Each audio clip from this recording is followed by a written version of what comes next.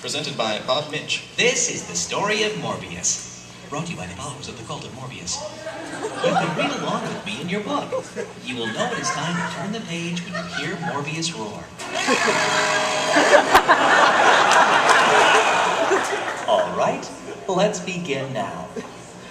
Poor failed Morbius, his glory not to be, for he was stuck in a jar where he could not see. He'd been sent to the dispersion chamber, but was saved by Solon, his friendly neighbor.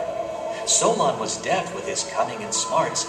He'd save the best of Morbius's parts, most notably his brain, that mind most glorious, so he could retain and keep the cool of Morbius. After several plans and many a notion, Solon worked and the body was chosen.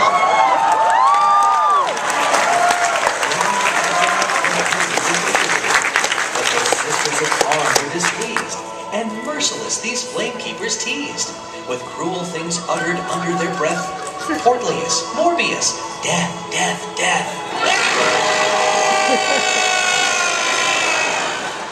And turn the page. One day he awoke from a long, stretchful rest when he spotted Sarah, a pretty little guest. Then she heard him and screamed out her lungs. "Don't go," he cried, "I just want to be chums." Solon quickly returned with a calming shrug, so Morbius thanked him with a great big hug. His friend was too frail for this embrace laborious. Solon just could not stand the hug of Morbius. And the doctor, that lean, mean bully, a loud ruffian wrapped up all woolly, taunted and prodded him all loud and notorious, which made him depressed with the gloom of Morbius. Then his old pal Kondo, who'd loaned him his arm, stood in his way as if to mean him harm. So Morbius played and wrestled him furious, triumphing happily with the joy of Morbius.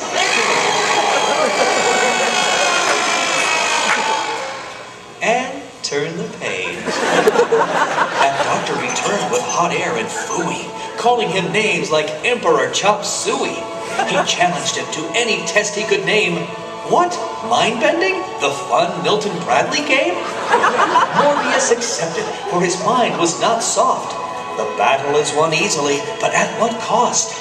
The doctor fell down, his head all o'clocked. Defeated, beaten, he has been deathlocked. Then the sisterhood flanked him with torches. Ow! Don't they realize that hot stuff scorches? They incited him to slip and fall flat as a stamp, without knowing our hero was a tumbling champ. So Morbius played tricks, rolling down those rocks, getting far away, with his pursuers outfoxed. At last our hero stood free and victorious, thanks to the wits of the brain of Morbius.